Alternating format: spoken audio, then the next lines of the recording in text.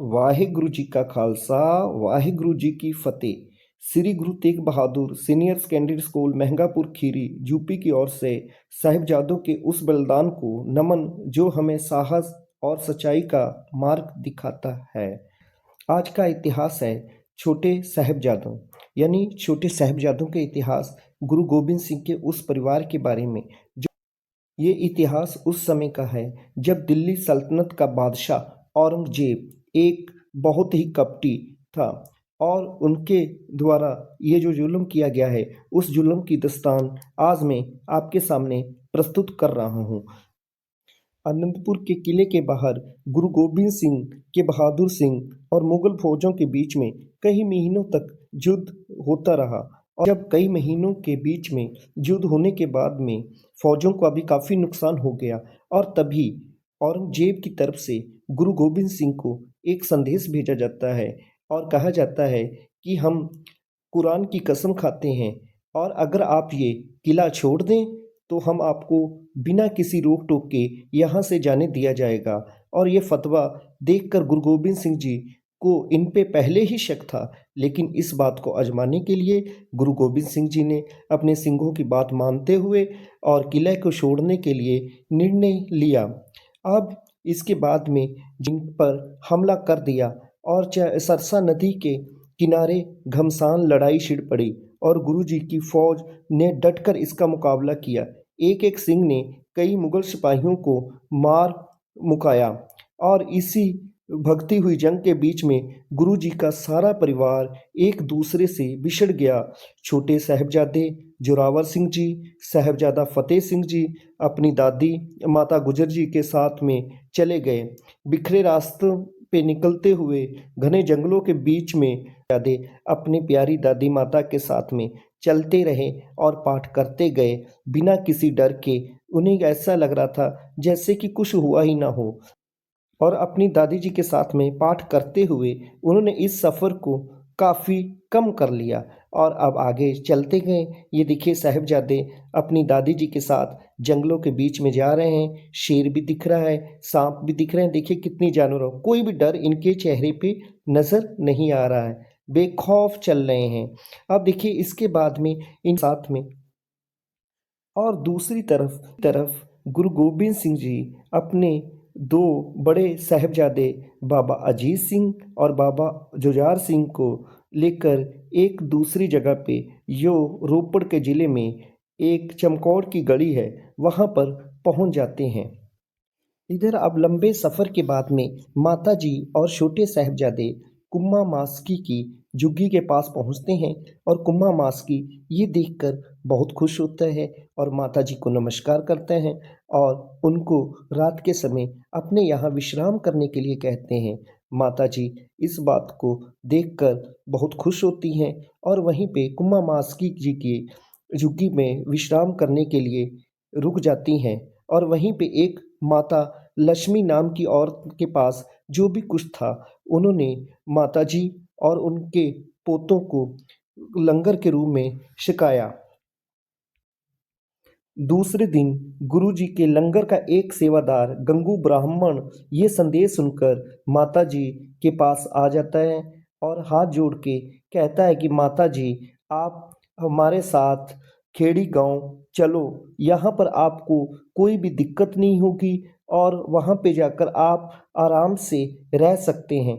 और माताजी का जो भी सामान था अपनी खच्चर यानी घोड़े पे लाद लेते हैं और इसके बाद में जंगल के रास्ते ये सभी लोग चलते रहते हैं और रास्ते में बातें करते जाते हैं और जाते जाते शाम पड़ जाती है और इसके बाद में वे एक गांव खेड़ी गांव में यानी जो गंगू ब्राह्मण का घर है वहाँ पर पहुँच जाते हैं और माताजी ने पहुंचकर गंगू के घर पे ये जो भी अपना सामान था एक अलग कमरे में रख दिया।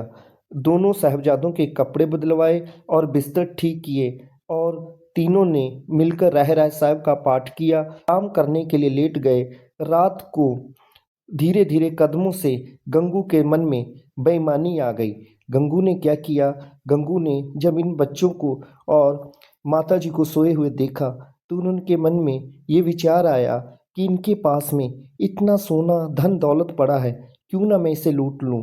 और रात के समय इन्होंने गंगू ने उनकी जो पोटली में जो भी सोना बंधा था, इसको खोला और निकाल लिया, यानी सारे गहने जेवरात की चोरी कर ली।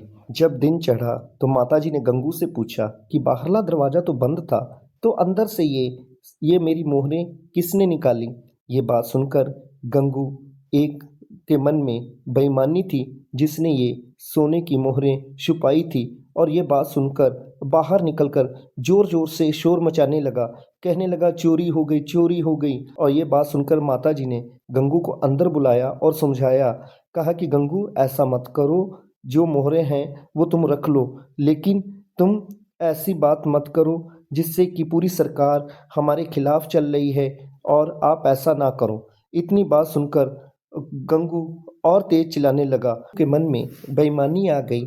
अब वो क्या चाहता था, ये चाहता था कि अब मैंने सोना और मोहरे तो माता जी की लूट ली, अब मैं क्या करूं कि इसकी बात मैं सरकार को बताऊं, और सरकार से भी अब मैं ज़्यादा से ज़्यादा अब क्या करूंगा, इनाम लूंगा।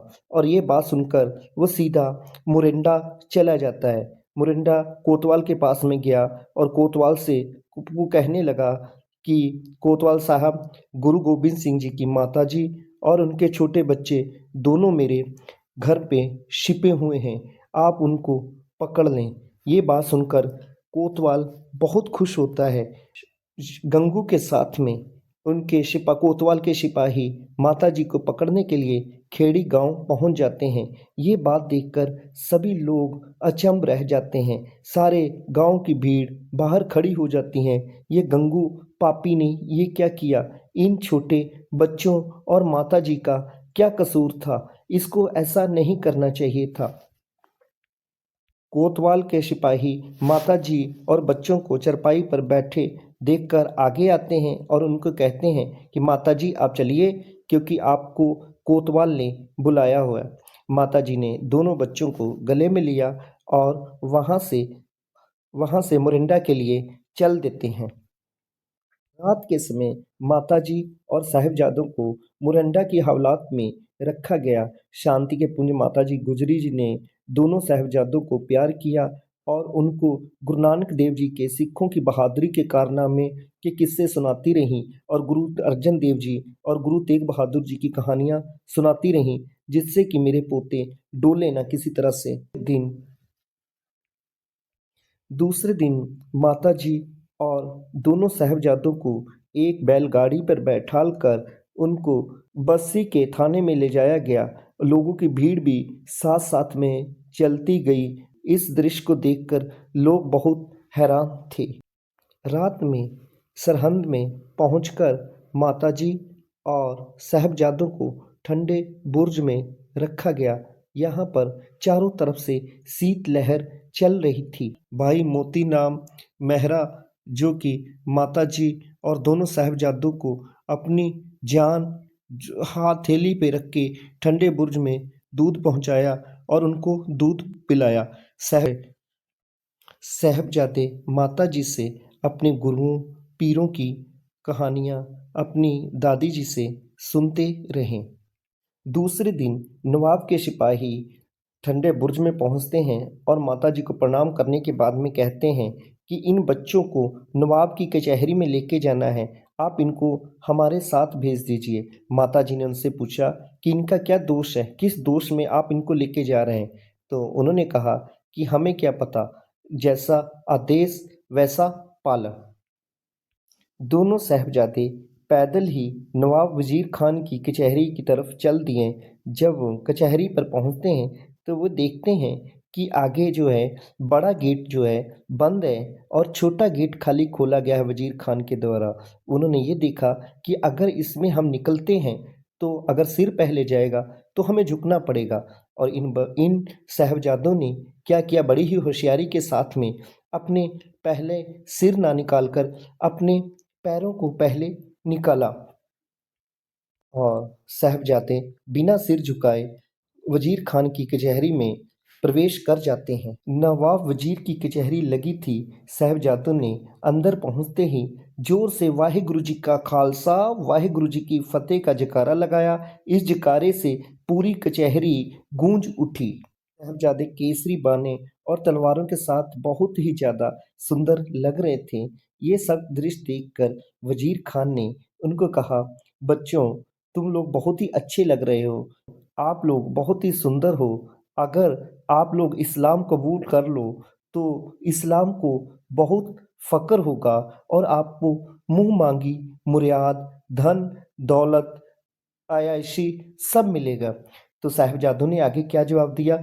उन्होंने कहा कि हमें अपना धर्म प्यारा है, ये वस्तुओं की हमें कोई ज़रूरत नहीं, हम अपना धर्म नहीं छोड़ सकते, बेशक हमें जान तली पे रखनी पड़े। साहबजादों का ये जवाब सुनकर नवाब को बहुत गुस्सा आया और उन्होंने अपने गुस्से को पी लिया। नवाब काजी से कहने लगा, आप इन बागियों का जवाब सुन लिए हैं? अगर सुन लिया है तो इनकी कोई भी गुस्ताखी माफ न किए जाए और इनको सख्त से सख्त सजा दी जाए। और आगे से काजी ने जवाब दिया कि ये एक मासूम बेगुनाह है, इन पर सिरा मुताबिक कोई भी सजा नहीं दी जा सकती क्योंकि ये अभी बच्चे हैं।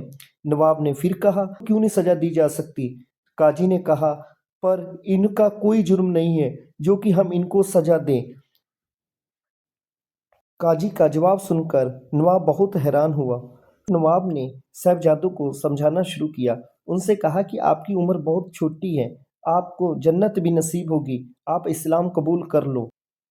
दीवान सुच्चानंद वहीं पे बैठा था और साहबजादों के पास जाते हैं और कहता है कि अगर आपको छोड़ दिया जाए तो आप क्या करोगे? साहबजादा जोरावर सिंह बोले, हम जंगलों में जाएंगे, सिखों को इकट्ठा करेंगे और घोड़े लाएंगे और आपके साथ मुकाबला करेंगे। दीवान सुच्चानंद बोला कि आपको पता है कि आपके पिताजी को मार दिया गया है और नवाब का कहना मान लो और आपको जिंदा छोड़ दिया जाएगा और आपको सारी सहूलतें दी जाएगी।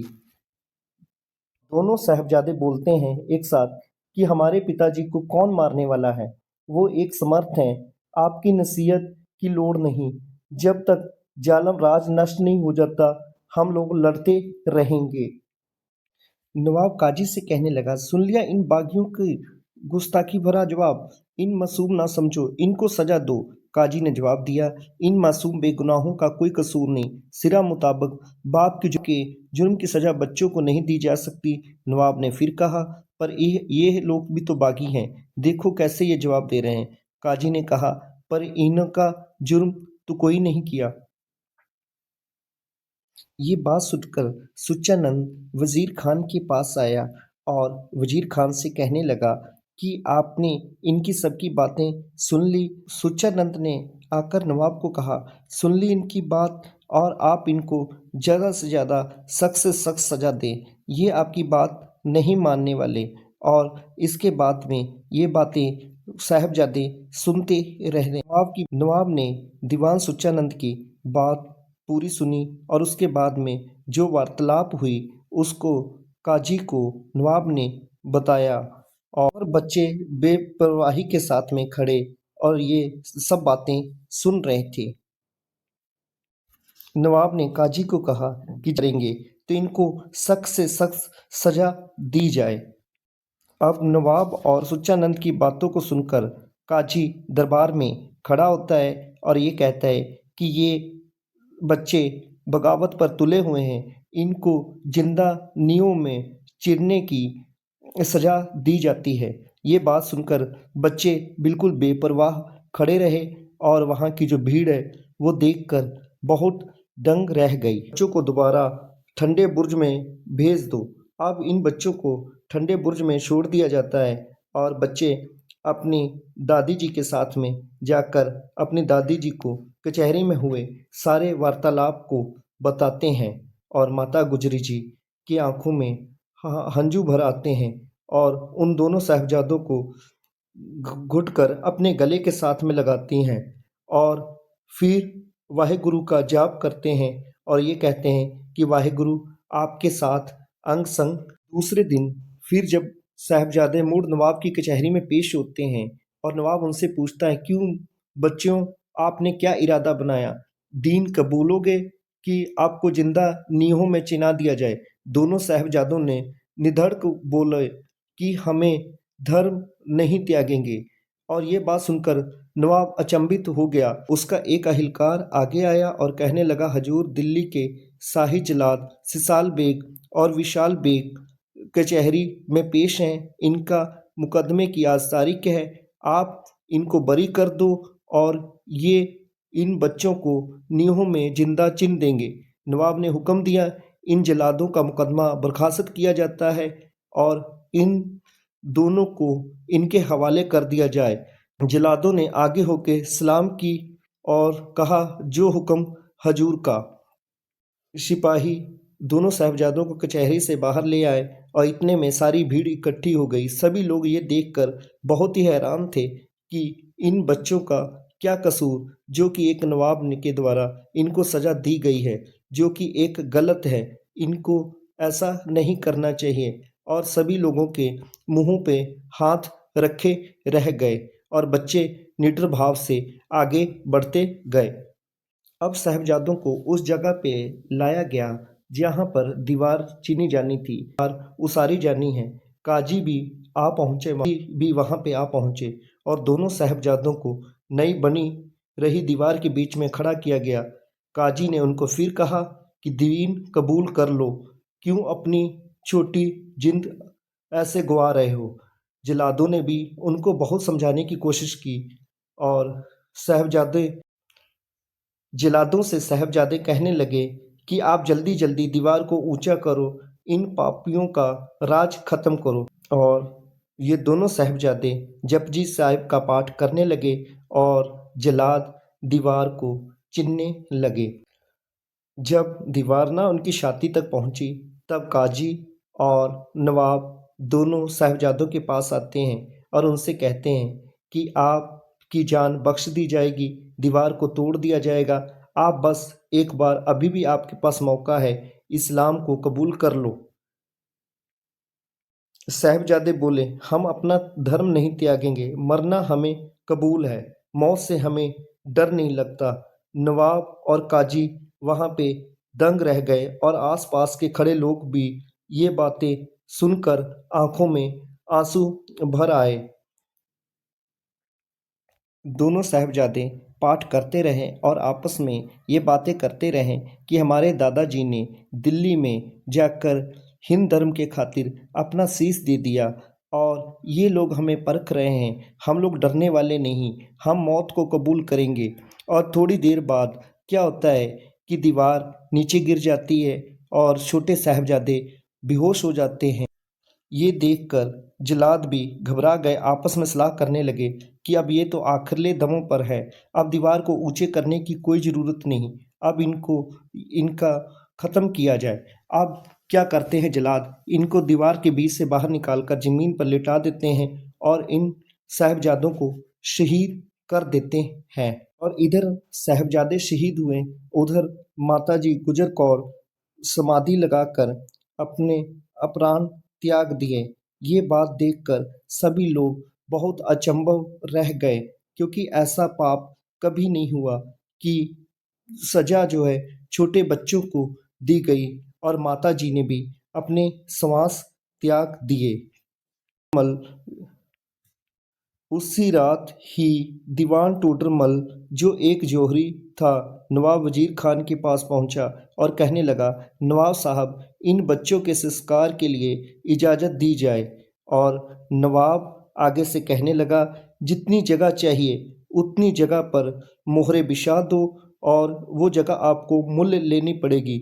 दीवान टोडरमल ने सेवा का मौका लिया और घर जाकर मोहरें इकट्ठी की और थैली में ले आया और जितनी जमीन संस्कार के लिए चाहिए थी निशान लगाकर दे दी और सोने की मोहरें बिछा के मूल्य तार दिया।